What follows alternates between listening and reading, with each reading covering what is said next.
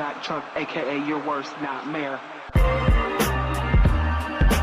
Mack Truck, aka your worst nightmare. Mack Truck, aka your worst nightmare.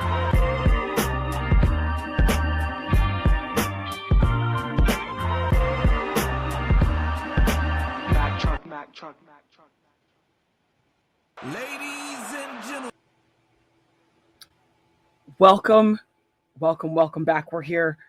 It's Hump Day, Wednesday, August 19th, 2026. My name is Mack Truck. Thank you for joining us here on the Mack Truck podcast, Mack Truck in the Morning-ish, presented to you by the Underknown Network, as well as you, the viewers, the listeners, the ingesters of such a show. I appreciate you for joining me here. Again, like I said, my name is Mack Truck. Here on the ones and twos for you, got a short docket. Gonna talk, obviously, some more WNBA today, as well as the joint practice brawl between the Dallas Cowboys and the New Orleans Saints, as well as a tribute to one of the reasonings why we have sports on a 24-hour cycle, with the tragic sudden passing of Bill Rasmussen, co-founder of ESPN. So we got a lot going on today, a lot to talk about, all kinds of things here on the Mack Truck Show. Like I said, I appreciate you guys for joining me today. This presentation is brought to you by the Underknown Network. Make sure you're following all things Underknown, and make sure you are following the network, all the shows on the network, including the Mack Truck Show, Mack Truck in the Game podcast, which comes back on Sunday, the 23rd. Can't wait for that. Also, make sure you're checking out Flying Out with Dat Dude Biggs on your late night stream, as well as on the Map Music Reviews. On the Map Music Reviews later this week, we will have the official plug for you later on in the show. Also, don't forget to tune in to On the Map today, 5 p.m. Eastern Standard Time with Samuel Green for episode 19. We're out here.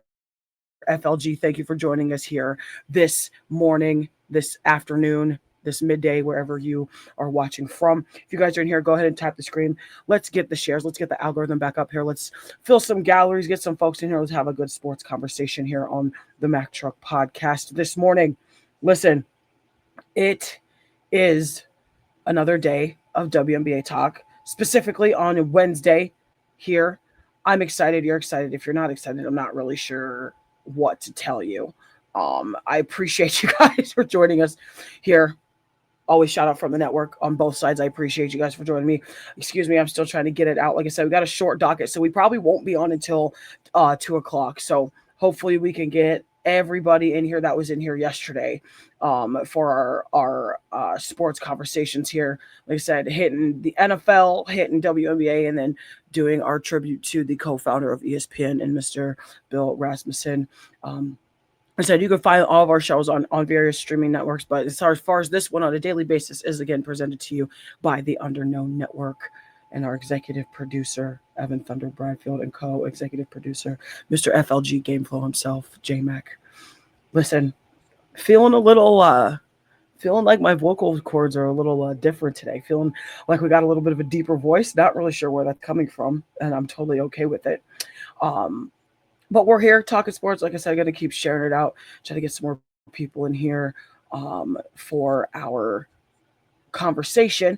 So, and like I said, I appreciate you guys for joining me here today on the show.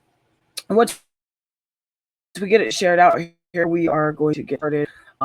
Finally was able to hop on of getting everything back together. Just got my notes and stuff done, got them out a little bit late, but I got them done, sent them to the producer, all the things. So like I said, so just so you guys know, there will not be a morning show tomorrow, Thursday, August 20th. Taking time off, probably for about a day or two. I'm still trying to decide, but I'm definitely taking tomorrow off to spend all of the time with my family before school and college and everything starts up back this coming Monday. So it'll be interesting trying to get that back together in terms of our new daily schedule when school starts. So we'll get that under control, and then like I said, we'll get everything going, everything back where it should be all of the things. Like I said, I appreciate you guys being in here with me today. So here we go. Let's talk about it. J Mac, if you're still with me, tap the screen, sir. Let's get into the conversation. Listen, I was still on my kick of having one to no soda a day, or zero to no soda a day. Had one yesterday. Didn't have one all day on Monday. Super proud of myself. Um, but we're here. We're gonna talk about it. Let's get it going. All right. The WNBA was hot last night. When I say hot, I mean it was Kelsey Mitchell out here again, Caitlin Clark out here again, Sophie Cunningham out here again. Okay, it's astonishing to me, just how good this game really was, and just how high I feel like the ceilings for some of these teams are. In my bag all day. What's good with it? Welcome in. We're talking WNBA. Like I said, if you're just joining us, got 3 topics for you, so probably won't be on until that 2:00 mark. There also will not be a show tomorrow. Taking a vacation day to harass my wife and bully her all around, and just to close out the summer season with my family before college starts again and school starts again and all the things. So, but right now we're talking WNBA. Right now we're talking the entire slate from last night. Like I said, time to get into WNBA, just because last night was one of those nights like you just kind of had to watch the scoreboard. You kind of just had to watch the game to really believe and see what was going on. With that being said, we had playoff implications, individual performances, teams trying to make statements. A couple games that were one of those, like, couple of those games last night were those games that really gave us something to talk about today, and honestly the rest of the week, just because the WNBA is one of the hottest things going on right now in the summertime. So obviously, I talked a lot about college football the past week or so, NFL preseason. So like I said last time, as far as like our summer slate and fall slate kind of meshing together, that's exactly what it is. So let's break down. This breakdown is presented to you by In My Bag Apparel Customs, the official sponsor, founding member, and co-executive producer of the Mack Truck Show, Mack Truck in the Morning Ish, if you will. Got to start with the Indiana Fever again, and I feel bad because I feel like people think I purposely am trying to start with them. I'm going in order of the game slates from the night before, just so we're aware, unless it's something that I feel like is necessarily needs to be attacked first, as far as like our information and space we're providing you. And again, you can find all this information at ESPN.com, YahooSports.com rather, as well as Indiana Fever Wire, Toronto Tempo, news sources up in Canada, as well as WNBA.com, in terms of your stats and storylines that I am presenting to you here on the Mack Truck Show, Mack Truck in the Morning. Thank you for joining us here. If you're on both streams, go ahead and tap it out, share it out. Let's get some people in here. Let's get some dailies going. Let's hang out. Let's have a conversation. Like I said, I'm excited to be here. So listen, the Indiana Fever have been on the stretch of either having Kelsey Mitchell and Caitlin Clark, and for the most part, Leah Boston, the big three, scoring upwards towards 20 plus points or more in a game. Right now, Kelsey Mitchell literally keeps breaking history. She just had her 20th game of 20 points or more in a single game, making that streak up to 20. Caitlin Clark now in first place for holding the most games with 20 plus points and 10 plus assists out here in the WNBA sphere. But I want to talk about the Toronto Tempo. And although their record doesn't necessarily show how good their individual pieces are, I think for the most part, the Tempo are just having that typical very first season of installation type of deal. Good morning, Alfonso. Thank you for joining us here on the Mack Truck Show. Talk at WNBA. Listen, the Fever came into this one sitting at 23-12 and fourth in the league. So as of last night, as I was typing these up and getting everything prepared, the Indiana Fever is currently number 4 in the race. I do believe it is Minnesota, Golden State, Las Vegas, Indiana, Atlanta, and New York at the top 5. We haven't talked about Vegas yet. We're just getting into the WNBA talks. So you are right on time, my friend. Go ahead and tap the screen, get all of the dailies, share it out, post it to your story if you will. But you are right on time for our show. Good morning, Amanda. Welcome in. I appreciate you for joining us here on the show. Go ahead and share it out. Tap the screen, get all your dailies, all of the things. Back to basketball, though. Listen, Indiana handle business. And when I tell you this, this is the first of 5 games that the Indiana Fever have on the road, mind you. So I'm interested to see. Right now, they're 1-1. Okay, they're 1-1.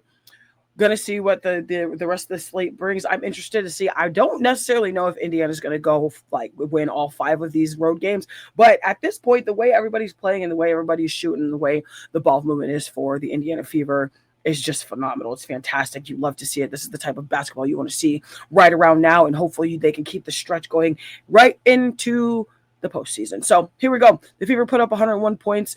Tells you right away that Indiana obviously is capable of offensively moving the ball. Toronto scored 95, so it wasn't exactly some type of runaway. I want you guys to understand, like, again, and obviously unless you're watching the sport, all the things, like the last couple Indiana games, with the exception of probably the last Vegas game, have been close. They have been all close games. They've either won them in overtime or won them just by the skin of their teeth. And this is the type of thing we want to see going into the postseason when it comes to WNBA basketball. Like I said, this is high level professional basketball going into the postseason. So this is what we love to see. Either way, like I said, Toronto scored 95 points. It wasn't exactly a runaway where Indiana controlled everything from the opening tip, which is true. However, when you have somebody like a Marina Mabry, like a Brittany Sykes who's coming off of an injury, like a Kiki Rice who gets drafted. You have a Temi Bentley who's got the veteranship. Like, you have pieces around you in Toronto. It's just obviously not having that longevity as a unified group and team is where some of their flaws have lied as far as that's concerned. So, and listen, and huge shout out to really Portland and Toronto for being those two teams of new installation here. As it stands. And I love to see the fact that we're just out here and we're getting back to just talking about the sport of basketball, or the sport of football, or sport of, MMA, whatever it is. We're getting back to actually talking the meat and bones of the sports. So listen, what I liked about this game really was, Indiana's mental side of it. Indiana lately has had a way of kind of grabbing you by the jugular and just kind of whipping you around like a Chucky doll. Like, their mental warfare is interesting, especially when you have polarizing players like a Caitlin Clark, when you have polarizing players like Sophie Cunningham. We could talk about Banks. It depends on what part of this you were wanting to talk about, Alfonso. Once we get into the subject of that matter, my dear friend. Either way, Indiana is literally a sleeper team and has been. I mean, yes, they're number 4, but they sneak up on you. Like, they had a little bit of a rocky start. Caitlin Clark was still trying to find her footing as far as getting out from underneath that injury, all the things. Now this seems like she's got that injury, controlled or subsided for the most part. Her efficiency has been what we wanted to see last season. Obviously, we couldn't. Okay, no problem, my friend. It's all right. We all mistype and all the things. So, we are going to talk about that here in just a second. We're going to save that for the fan interaction, kind of like we had yesterday. With the Fever, it's really just like knowing you're a playoff team, but making sure you can continue on that motion. That's the biggest thing, is making sure that you can continue on in your road to getting the championship trophy raised at the end of the season. Good morning, Callisti. Welcome in. I appreciate you guys for joining us here on both sides. This is Mack Truck in the Morning Ish, the Mack Truck podcast presented to you by the Unknown Network. Huge shout out to the network. Make sure you're following all things on the network. On the map later today, on the map music reviews as well. Tomorrow, we're going to get the official plugs in for you later. Make sure you tap the screen, share, subscribe, hit your dailies, get all your things going. We're out here.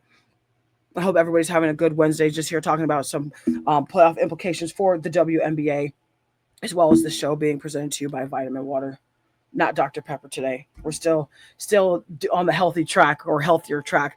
Either way, like I said, with Indiana, you're a playoff team. You're playing on the road. You're facing teams that are honestly desperate for a win to try to even sneak into that 8th spot. And I feel like if Toronto hadn't dropped even 4 of the last 7 games they've played, I fully believe that they would try to sneak in at that number 8 spot. But we'll just have to see. We still have a little bit of regular season left before huge playoff implications start to come about. All of the things. I said those games have good teams, they have good wins, and they're just not playing their best basketball in terms of having teams and those pieces that are playing to get wins, but also earn their first version of installment, that type of thing. Either way, that's exactly what Indiana's been doing. You can't really deny it. You can't really deny what is happening, what you're seeing. Like it's good basketball being played. We're not just talking about the controversies. In fact, I'm trying to avoid talking about the controversies, but sports and controversies seem to go 1-1. Big shout out to Khaleesi for hitting level 10 in the truck tunnel. I appreciate you for joining us here. Thank you, ma'am. You are amazing, just like everybody else on both sides of the stream here. Moving on, listen. My last question, just in terms of the Fever, in terms of basketball play right now, because there is a little bit of controversy, a kind of shocking controversy, if you will. One, is Indiana becoming a legitimate threat in the Eastern Conference, or are we still wanting to see whether they can make noise against the league's lead? I think I kind of just answered my own question. I feel like the Indiana Fever right now, as it stands, has already shown that they can go up against the best teams. They've beaten Vegas once. They've beaten New York once. They've beaten Golden State once. They beat Vegas for the first time in terms of the recent era. Let me just phrase that. The past couple 3-4 years, they have not been able to beat the Vegas Aces at all up until this season, and you love to see it because you love to see the constant growth in the team, and not even just the Fever, but you like to see consistent growth and constant growth against all with all teams in the league. So this is something that we love to see. It's peak basketball. That's what it is. It's peak basketball. Like I said, Indiana had entered this game after the 95-91 overtime game in Atlanta, again, which Caitlin Clark had 26 points and added 9 assists, with Kelsey Mitchell having 20. Again, you can find all this information at WNBA.com. Now, listen, here's the quick add-on in terms of the Indiana Fever. So for the first time ever, I think, in life, that I have been an Indiana fan, and the first time ever in life that anybody on national TV has seen Kelsey Mitchell even raise an eyebrow in some kind of stink towards another player on an opposite team, like visibly. Kelsey Mitchell is not to be played with. Kelsey Mitchell and Marina Mabrey had it out, and this one was an oddball for me. Obviously, we all know how hard Marina Mabrey plays. We know that she's very scrappy, she's very gritty. That is a part of her game that I do enjoy. I just never expected Kelsey Mitchell to be the person to give her the sass and fire back. Not ever in life did I think that was going to be a thing. And when I saw her standing in front of Marina Mabrey, all 5'9" of her, with her finger in her face, I said, oh, that looks like my sister. If she knows what's good for her, she should probably just back off, her being Marina Mabrey. And Marina just stood there like, oh, like, I didn't expect this. Yeah, like, you gonna press the right buttons on the wrong day. Oh, I was so, listen, good morning, Melissa. Thank you for joining us. I appreciate you joining us. Go ahead and tap the screen, share it out. We're talking sports here, just covering some more WNBA. Marina Mabrey and Kelsey Mitchell obviously got tangled up. Exchange wars, the situation escalated enough that both of them received a technical. Never in my life have I seen Kelsey Mitchell get a technical foul against her. I've always seen her shoot the technical fouls or commit a technical foul, obviously in favor of them shooting, but I've never seen her receive one for her actions. And I don't necessarily think it was warranted, but obviously, like, scuffling up, like, you're taking a little bit of time away from the game. I completely understand it. So on that aspect, it is warranted, but I've never in life seen Kelsey Mitchell get a technical foul, or even as much as like her common fouls during her common foul average is also super low. So I just was like I said, I'm going to tell you something. Like, I don't have a problem with the competitiveness. They're professional athletes. They're battling. Obviously, like, that's a thing. Like, it's sports. That's what happens with sports. But like I said, when you see somebody like Kelsey Mitchell lose her mind, when she's 99% of the time normally pretty composed, you messed up. Like, if Kelsey Mitchell has to point her finger at you, you're doing too much. And I think it's outstanding, frankly, if I'm going to be completely honest with you. Either way, like I said, when you see Kelsey Mitchell that fired up, you know something, you got under somebody's skin if she's opening her mouth. I just can't stress that enough. Like, and I'm always saying that because we're used to seeing Marina Mabrey act in such a way, which is not a bad thing. That's just her competitive nature. That's how she's played. I think it was interesting. Like I said, Mabrey finished the points leader for the Toronto Tempo with 22 points, including 2 huge threes in the fourth to almost kind of bring it back. I'm excited. Like I said, I'm excited to see that the Toronto Tempo have a great coach. They've got those great individual pieces. Now they can go into next year with some fluidity, with some consistency, with something to build on. Because you can't really build on something that's not there, especially as a first new team. So I'm excited to see the rest of their season. On top of that, Kelsey Mitchell and Caitlin Clark were again have made history in the WNBA, being the 16th time that each of them has scored 20 plus points in a game, which is a new WNBA single season record for a shooting guard point guard duo. That's insanity. So listen, they passed the previous record, which was set by Cappie Pondexter and Diana Taurasi in 2008, which was a feat of 15 times for Phoenix back, like I said, back in 2008. You can find this on apnews.com. Kelsey Mitchell wasn't finished, though. She had 29 points, that is now on her 20th consecutive game of 20 points each, and now has tied Asia Wilson for the longest streak in WNBA history, according to, again, AP News. I appreciate you guys for joining me here. Thank you. We're covering the WNBA. Just got 2 more topics here for you. Going to try to get out of here before that 2 o'clock hour. So engage. Let's talk some sports. Duck Daddy, welcome in. No, I don't have any sofas for you right now. We're talking sports, not sofa sales. I appreciate you, though. Alfonso, we are getting to the Vegas game here in just a second. Like I said, you have Caitlin Clark creating, you have Kelsey Mitchell scoring, you have Aaliyah Boston also giving you 16 points. I really want to see if Aaliyah Boston can get her efficiency back up in its entirety. Just so we can keep adding, and I say we as a fan base member of the Indian Fever, to be able to get that big threes efficiency back up. Also, you now have Sophie Cunningham, who's averaging more than 3 or 4 points a game. Now, she dropped 13 on them last night as well. Am I doing a show Friday? Currently, yes. Currently, there will be a show Friday. Definitely not a show tomorrow, though, just so we're clear. If you missed that at the top of the show, no show tomorrow. Show possibly Friday, more than likely, yes. I'm going to spend the time harassing my wife and my daughter before school and college start back up again. All the things. My favorite player is Adam Salem and the Waterboy. You guys are funny. Listen, I appreciate the banter already. Let's get everything going. Let's get some stuff going. Let's get some people in here and talk some more sports. Either way, if you ask me, I think Kelsey Mitchell and Caitlin Clark have to be at least top 3 duos in the WNBA right now. And I think I've said that before. Either way, let's get to some more stats here. Connecticut Sun get this one on, I believe, at home versus LA Sparks, 85-77. We're talking the Connecticut Sun versus the LA Sparks last night. This one had a little bit more emotion attached to it because Connecticut played its game at TD Garden in Boston. And this was the Suns' final appearance before the franchise moves to Houston. So if you don't know, haven't heard, as far as like WNBA, they are reinstalling the very first original WNBA team and the very first WNBA champions in at least the franchise in the Houston Comets.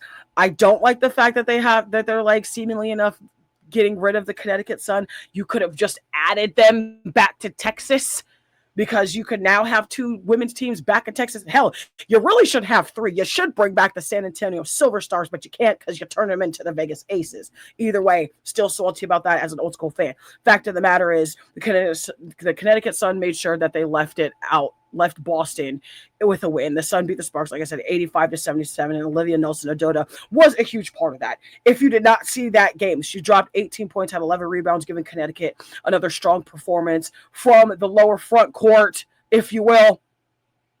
The other thing I really liked about Connecticut is the depth has finally come back, seemingly enough. The depth that they have coming off the bench, the depth that they have from people that's not Clea Copper, that's not DeWanna Bonner, that's not AT, it's not Alyssa Thomas. We love to see it. We absolutely love to see and hear that there is parity across teams. The contributions, like I said, from multiple players showed up all over across the numbers. Shot 51% from the floor and won the battle in the areas, rebounding, assisting, obviously fast break points, things like that. Here's the other thing. While Los Angeles had a rough night offensively, the Sparks shot 2 for 16 from three, and we're still missing several players. Ray Burrell still gave them 19 points and 6 assists with 2 blocks. Nneka Ogwumike added 18 points and 7 rebounds, but the Sparks just couldn't overcome the the offensive woes that they were having tonight. And also a question for LA, like, can the team get healthy enough to find some consistency before the season gets away from them? I don't know. I truly don't know. I'm not sure. I wish I could answer that question. And I unfortunately cannot, and that's okay. But there's always a chance, like I said, there's still time in the regular season for them to try to build a little bit of consistency before it gets away from them, because they could sneak into that number 8 spot as well. You can also find all this information at ctinsider.com as well. And we're going to talk about Nneka Ogwumike. So news came out that Nneka Ogwumike has reported that this is more than likely going to be her last season of active WNBA service. And honestly, I'm kind of bummed. I was bummed that Chene hasn't come back yet. And now Nneka has announced that she is probably retiring. And I'm just like watching my childhood kind of just like make an exit as far as like a lot of these mainstream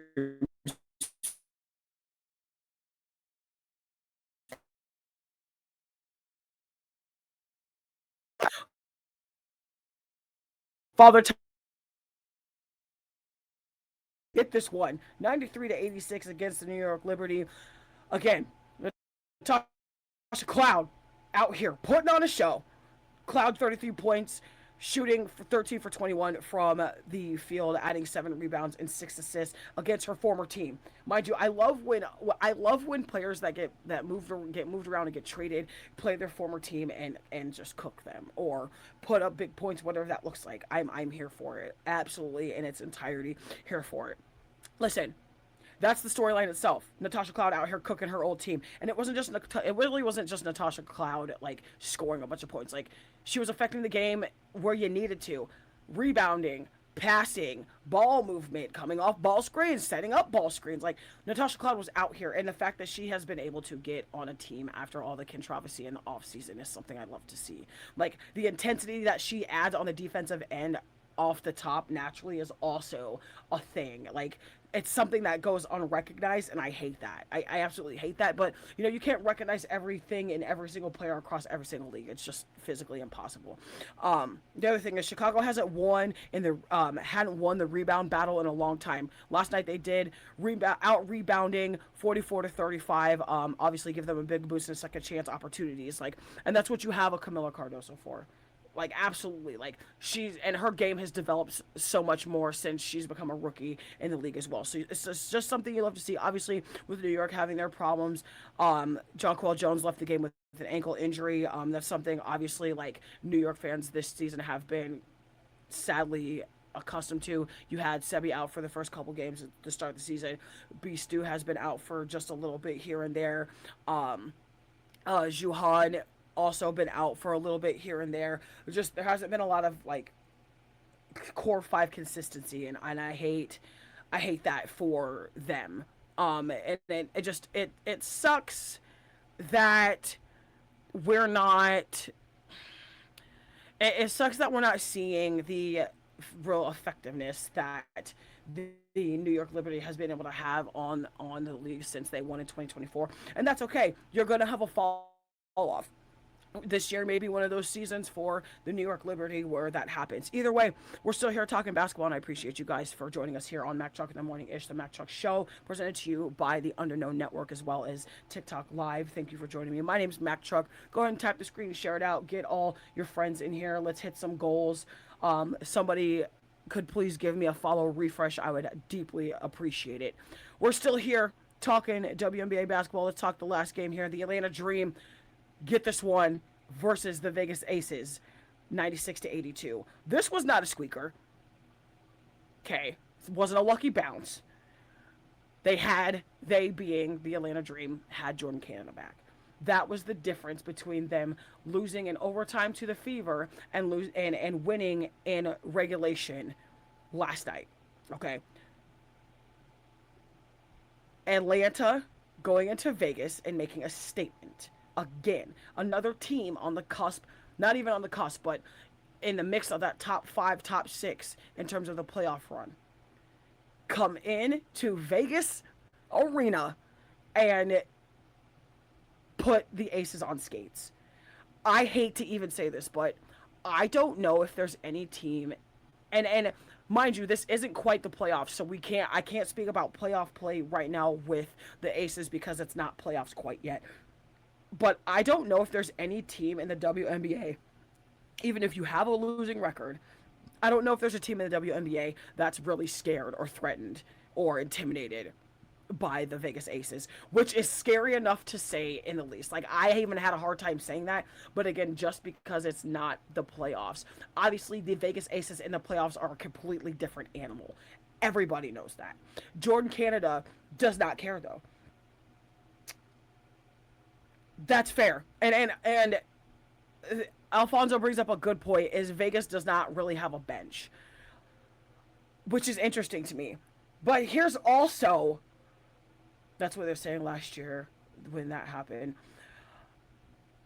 Right, but that's what I'm saying is, like, I can't I'm not going to knock on Vegas too much because of the fact we all know how they play during the playoffs. It's a completely different animal, completely different team. You know, you get your rest, you make your adjustments, all the things. But right now, as it stands, just having that little bit outside, like those, the couple games, couple series left before the playoff implications in itself, as far as like the bracket being set.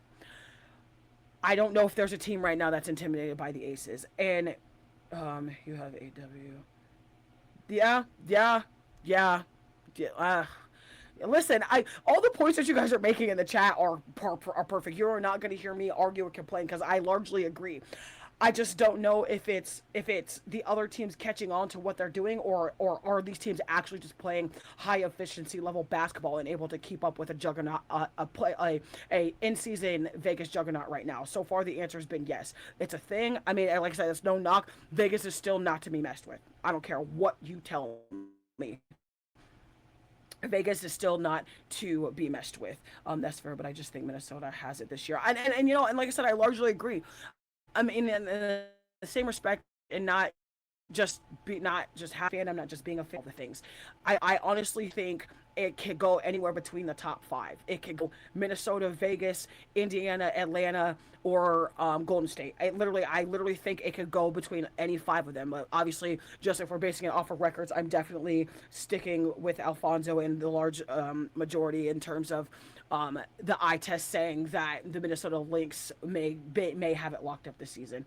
They're waiting for the playoffs. Becky taking a pop approach. Yeah, no, and that's what Coach Becky Hammond is really good at. She comes from that Coach Greg Popovich tree. She obviously knows how to put these things together. Y'all, like, Becky Hammond is no, like, she's no stranger to this. Like, I just worry that the coaching decisions may be a little bit too late. I don't want them to fall. I don't want them to fall behind. I don't want them to fall 0-1, 0-2 in the opening series of playoffs. I don't think that's going to happen. But if she's not moving the pieces around, long enough, correctly enough, whatever that looks like, it could have an effect on the playoffs. So either way, the Atlanta Dream also out here not to be messed with in that 4-5 spot as well. I can't stress enough, and like I've said in the past, this is an Angel Reese hate-free zone. There will be no Angel Reese slander here unless it's actually warranted. Like I said a couple shows ago, Angel Reese making the switch and making the move that putting her career in front of her and seeing what her potential was, and making the career move to go to Atlanta was probably the best thing that she has done right now. As a third year WNBA veteran, I'm saying, because she's got a couple years on the two new classes. Angel Reese going to Atlanta, the best thing that she could have done so far. Having a Jordan Canada, Ryan Howard, Alicia Gray, Tahina Pow Pow. Listen, what? Like I love it. I love where basketball's at. Either way, the line being handled here in the WNBA. Like I said, you can find this information at WNBA.com and the respective team sites as well as APnews.com, YahooSports.com as well. Listen, before we hop into the next topic here, got to give a shout out to the network. Listen, if you guys are here for the conversations and you're rocking with the show, make sure you're following everything on the Underknown Network. If you're looking for sports, culture, conversations, and creators who are not afraid to bring you something different, you need to tap in with us here at the Underknown Network. Okay. This is where voices deserve to be heard, to get a platform from sports to talk, entertainment, podcasts, long, live conversations, everything in between. The Underknown Network is literally building something special, like I said, also on the map, presented to you by the Tara Thomas Agency. Okay? Huge collaboration for the squad, the fellas in the back, executives, all the things, co-founders, founders, everything in between. Make sure you are checking out us on the map. Of course, you can check the Mack Truck podcast here daily. Like I said, there will not be a show tomorrow. Friday is looking more like a possibility, but also I gotta spend time with my family, y'all. Gotta spend time with my family. Gotta harass my wife. So, like I said, definitely no show tomorrow. We'll regroup tomorrow night and see what we're looking at for Friday. But definitely still look for us here daily. Chopping up with P. Scott. Listen, in the TikTok sphere, make sure you're checking out Chopping It Up with P. Scott, also presented to you by the Sports Avenger Sports Network on StreamYard as well. Listen, we're here. We're talking NFL and my unfortunate Dallas Cowboys. And I say unfortunate because been a lifelong fan. Never in my current cognitive adult lifetime have I seen them get to an NFC championship or a Super Bowl. Hoping that changes this season, but I can literally only go a game at a time. I can't really, I don't like to look beyond a couple games. Can we get to the first game and build from there? I'll tell you this, though. The aggressiveness that the Dallas Cowboys are showing in joint practices, I'm kind of here for. Especially this new core of defense that they've had. So if you haven't heard, obviously NFL has joint practices, preseason games, all the things to prepare for the upcoming season. The Dallas Cowboys and New Orleans Saints got together in Oxford, California. Obviously, that's where the Dallas Cowboys have their off-season training camp, all the things. Okay, not just for for just was supposed to be a friendly joint practice with them and the New Orleans Saints. Okay, instead of everybody getting some good work in, we had after fight after fight after fight after fight. When I say that, I mean 6 fights. 6. Listen, are we practicing football or is this WWE? I'm a fan of each, but can we not collide the two? Can we not just, can we just not, like, they don't need to mesh, okay? You can't they're not like cross-body sports, all right? It is what it is. Either way, listen, 6. And I'm not making it up. You can find it on ESPN.com. You can find it on Dallas Cowboys Wire. You can find it on NFL. You can find the pictures everywhere. Listen, Dallas Cowboys defensive end Donovan Izaraku was sent off the field after throwing a punch, especially noteworthy because he was also removed from Cowboys practice earlier in camp for getting into it with a physical altercation. And I can't sit here and say, listen, I can't sit here and say that I don't appreciate the aggressiveness. You got to have aggressiveness to play to play football. You have to be an aggressive player to be on defense. That is a thing. But we are in a joint practice and we're trying to get ready for the damn season. I see comments here in the chat. Did you see the brawl? I did not see it. I heard about it though. And I'm kind of bummed that I didn't put it in my notes. But we got one more topic and the audience interaction. So we will talk about it, just not on the official tip. Either way, listen, football is violent. You're putting helmets on. You're competing. You got shoulder pads on. You have dudes that are trying to make the 52-man roster, 53-man roster. I completely understand it. But at what point do we try to rein in the physical issues? Like, I get, again, playing physical. I get preparing. But this is football, American football.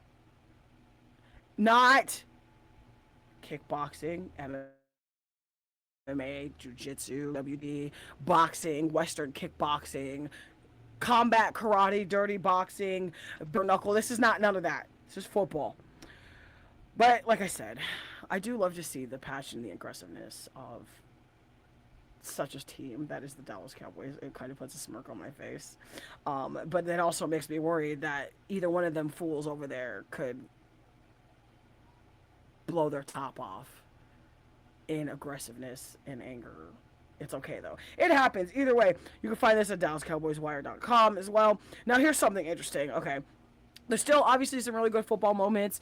Chris Olave, former Ohio State teammates with Caleb Downs going at it once again, and I'm kind of excited to see this matchup. Obviously, Dak Prescott and Jake Ferguson to continue the show. The red zone efficiency and connectivity they have down there, so there is football being played. Obviously, then you have Ronnie Bell, the Saints receiver, who had to leave because of the heat. It is very hot down there in Oxnard. You can find this at the Connecticut Post.com as well. Got some comments here. Physicality wasn't in question. It's the shenanigans after. That's my biggest issue is the extra stuff after. Obviously in real game time situations, we know that the refs are going to do their best to just let them play, but not too much, not to do too much. Got to be careful with those. If they will shenan, they will shenan again. That's a fact, sir. That is a fact. But I'll tell you this though. Like I said, I'm not exactly upset seeing the aggressiveness. I just, like I said, and like people have said on both sides of the chat, like it is the doing too much after the play is over. Again, showing aggressive, trying to stand your ground, I get, but like, why are we doing too much? Especially during a joint practice. Like, it ain't even season yet. Like, and y'all out here just trying to blow each other's tops off. Like, all right, cool. Guess that's what we're doing. Like, that's how we're going to just, that's what it is. Listen, you guys are here with us. I appreciate it. Go ahead and tap the screen. Get your dailies in, all the things. We are still on our way to getting that 100th member so we can create a Mack Truck Tunnel community gift here. Goal to set to do that is mid-September, so just about 3 weeks here on the Truck Show. I appreciate it. Share it out to your stories, tap the screen, like it out, get all your dailies, all the things. I appreciate it if you guys would do that. And just so we know, because there was a random troll in here, asking people to share your story is not asking for money. Like, somebody literally was in the comments yesterday saying that because I was asking people to share it out and create a conversation, that they felt it necessary to put me on their page, and I blocked them. And I think it's funny that there's weird trolls out here that do stuff like that. Either way, listen, before we get to our final topic in our tribute to Bill Rasmussen, like I said, we are here to pay the bills and give a shout out to, obviously, it's Wednesday, so y'all know what time it is on the map. Episode 19 tonight, 5 p.m. Eastern Standard Time, 4 p.m. Central Standard Time, 2 p.m. Pacific Standard Time. Episode 19 only on the map with Samo Green. Find it. Presented to you by the Tara Thomas Agency, as well as the Underknown Network. Also, tomorrow on the map, music reviews are back after a week hiatus. Make sure you send your links to send your music to the link in the bio live, only on the map via TikTok, the Underknown Network, and all streaming platforms. Listen, one more topic here for the Mack Truck Show today. So, obviously, it is a big moment here in sports. We did with the passing of the co-founder of ESPN, Bill Rasmussen, who passed away yesterday at 91 years old, 93 years old, I do believe. Listen, when you sit here and think about the scope of sports in its entirety, and you think of the Entertainment and Sports Programming Network, better known as ESPN, you have to sit here and think, did you ever think in life that there was going to be a 24-hour sports cycle type of thing? That's never, that when you really sit there and think about it, I don't think the creators of ESPN really knew what they were starting. I don't think they really understood the assignment at that point. But I mean, obviously now in 2026, you have all kinds of things. You listen, ESPN was brought to the airwaves in 1978. The ecosystem owes something to the idea that Bill Rasmussen had back in 1978. And for me, it's the fact that there's so many different versions of ESPN. That's the biggest thing. Is it's not just straight ESPN. You have ESPN, you have Sports Center, you have the 24-hour cycle coverage. You have networks built around specific sports. You have ESPNW, you have ESPNU, you have ESPN Ocho. You have so many iterations of the entertainment and sports programming network in its entirety. And the vision that Bill and his son Scott came up with in the 1980s is something that had never been done before. Nobody in life thought that there was going to be able to be a 24-hour news cycle of sports. But when I tell you that man changed sports television, it's a thing. Like I said, Bill Rasmussen, co-founder of ESPN, has passed away at 93 years old. And again, when I'm saying that him and Scott changed the scope of sports to this day, it's not an exaggeration. As much, regardless of any of the economical problems and all the things happening in the sports world currently right now, the Rasmussen co-foundership changed sports and sports media to what we see today. And it's something that cannot be narked. What he did and accomplished with his son is something to you just gotta step back and just take a look around. Like I'm watching Little League baseball right now on ESPN. The Pat McAfee show was just on ESPN. You've had so many different iterations of your show. You've had several iterations of First Take. You have several iterations of Get Up. You've had Mike and Mike. You've had Greeny and Golick. You've had Jalen and Jacoby. You've had The Right Time with Bomani Jones. You had First Take when Carrie Champion was the moderator. Like, you've had all different kinds of iterations. You've had Chris Berman and Stuart Scott, a young Stephen A. Smith, Skip Bayless. You've had Cam Newton. You've had Ryan Clark. You've had you've had all kinds of different. Thank you for the confetti. I appreciate it. You've had all kinds of different iterations of ESPN, and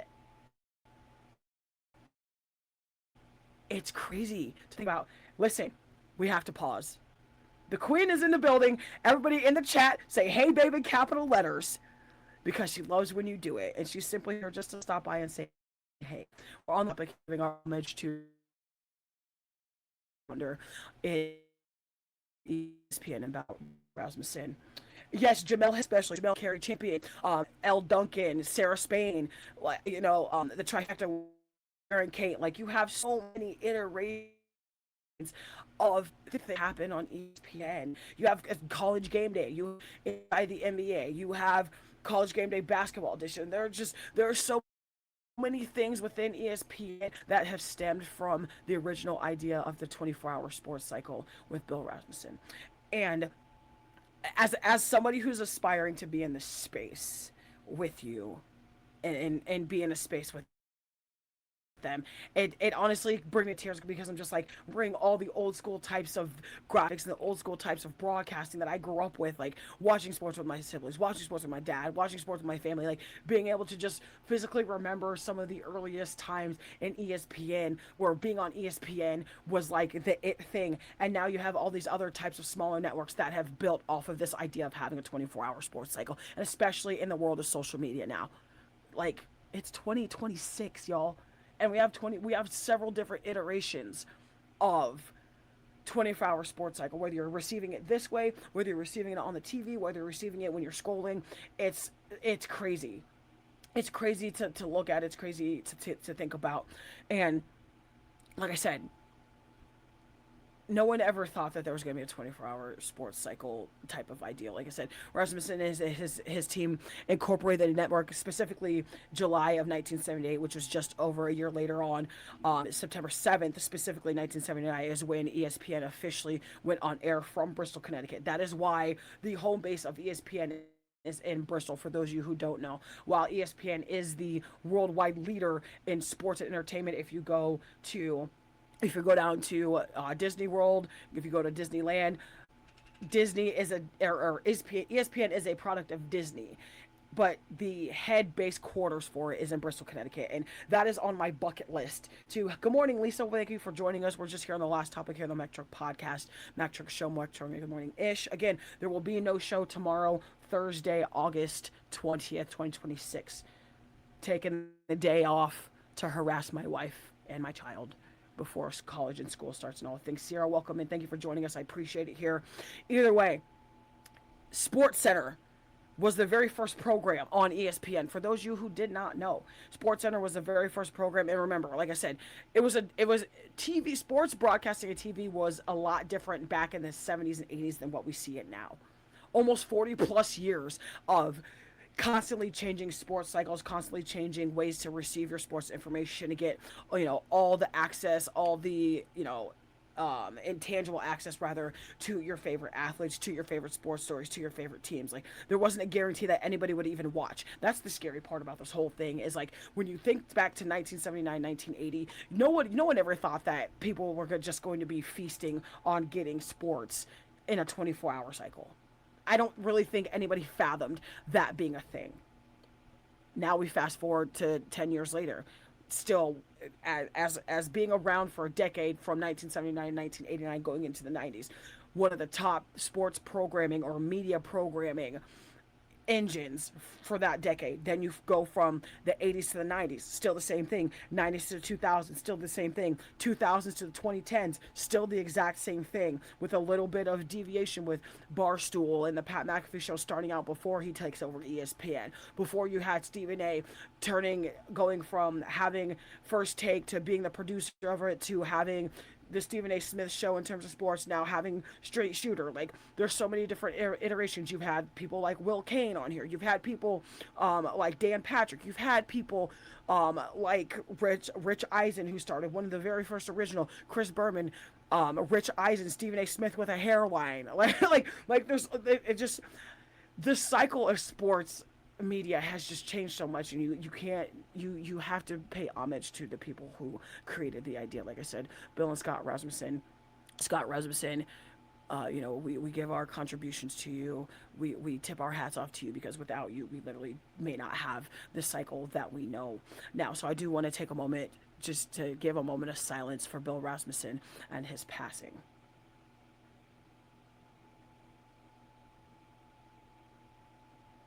Thank you for that. Rest in paradise, my dear soul of an individual who created such a great idea when it comes to sports. And just a little bit more information on this topic before we close out. Again, you can find this on ESPN.com, specifically in terms of your information regarding Mr. Bill Rasmussen and the passing of him at age 93 as of yesterday.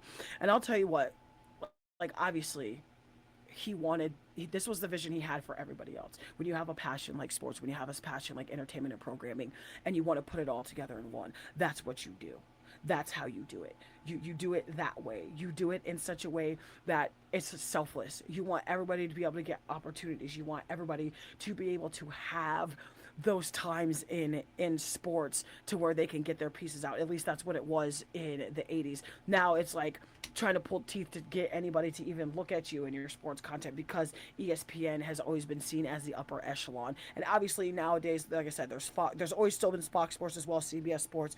And honestly, CBS Sports is one of the longest running tenure sports networks in its entirety, because it's a product of Westwood One. And I'm only saying that because I used to work for Westwood One via Cumulus Media. I learned all this cool stuff when I was in the professional radio space, and it's something that's kind of just stuck with me. I appreciate you guys for joining me here on the show. Just got about 5-10 minutes left in the show. We're just paying our homage to, again, Bill Rasmussen, the co-founder of ESPN, who passed away yesterday at 93 years old. This show is presented to you by the Underknown Network as well as TikTok Live. I appreciate everybody in here for joining me today.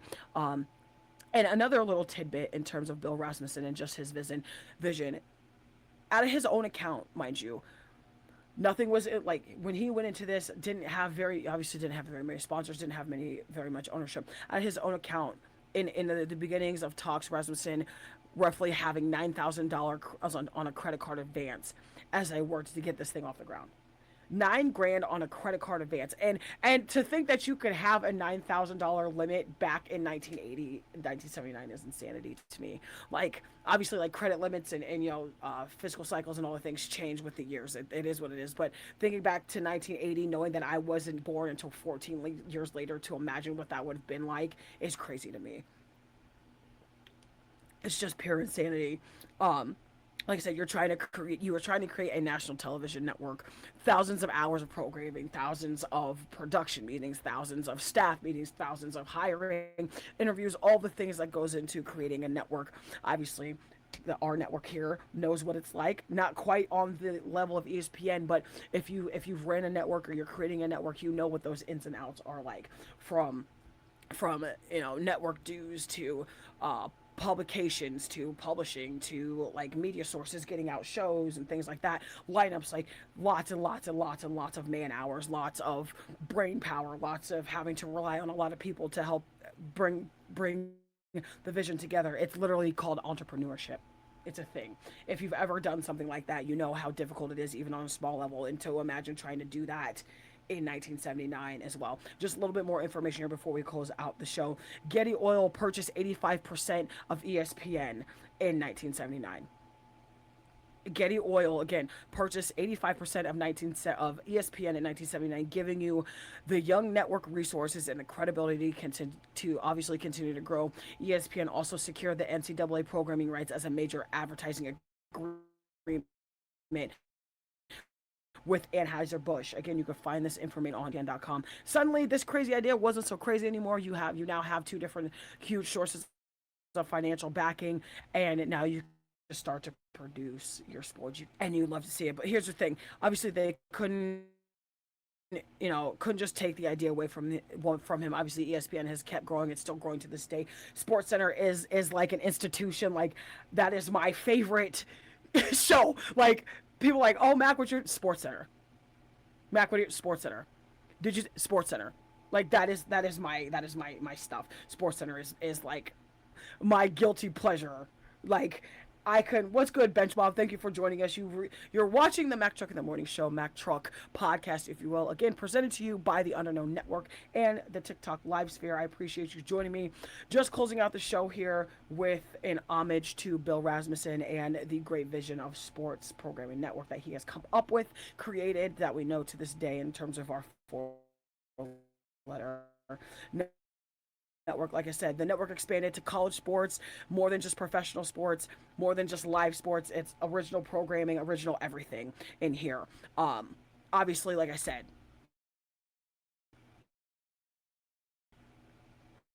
from 1979 to now, we've seen it into something crazy. And the scary part is it's not growing. That's the part about this whole thing, is the network itself is still growing.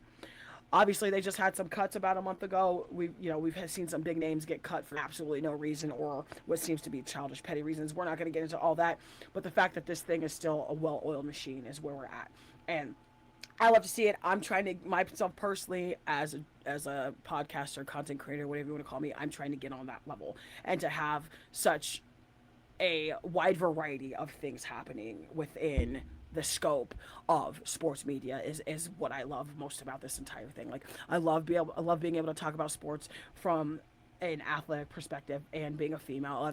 I love the fact of being having to have those cool conversations and actually have constructive sports conversations, not just, my team is better, oh, your team. Like, I don't, like, I'm a fan, but I don't do the fandom talk when it comes to sports anymore. It's just, one, it's too redundant. Two, it's not a productive conversation. If we're going to talk about something, let's make it productive. And that's what I feel like ESPN has done up until this point. Obviously, some drop offs, obviously lots of shifting around, lots of people going to their own networks, doing independent things. That's natural when it comes to the growth of an entrepreneurship, a well-oiled machine, if you will. I appreciate you so much, Bench Mob. Thank you so much. Thank you for sharing. Thank you for coming in and supporting. I appreciate it. My wife is sending me Snapchats of my daughter playing outside, and I love it. And Like I said, I'm just blessed and highly favored to be here with you guys in this space that we call sports and entertainment in its entirety. If you haven't already, please join the Mack Truck community, trying to get up to that 100 mark so we can create more opportunities for more fans, more interaction, all the things. Still going in a decent direction. Like I said, you can catch us here daily, except tomorrow. There's no show August 20th, Thursday. But you can go back and listen to all the old episodes. The old network that we had by Riverside.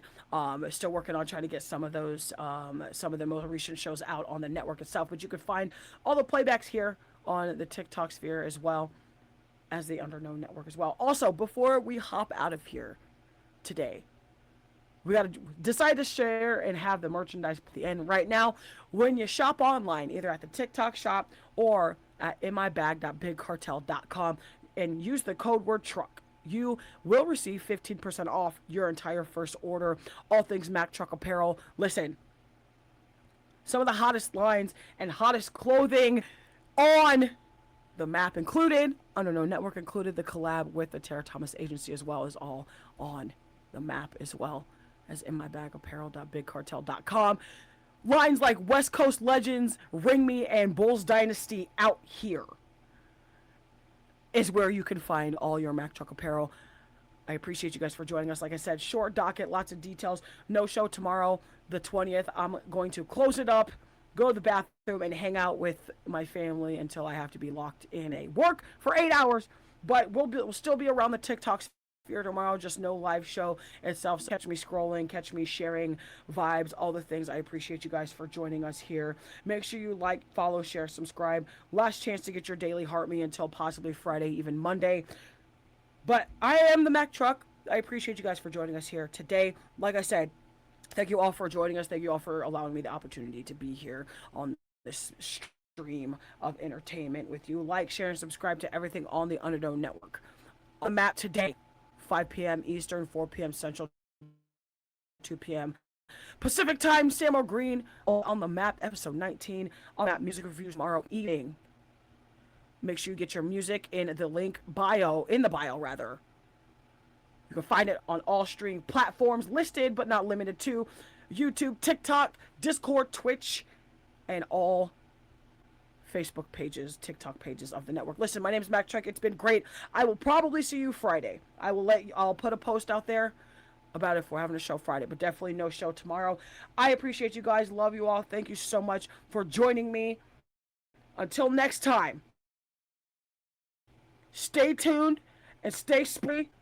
We'll see you on next one.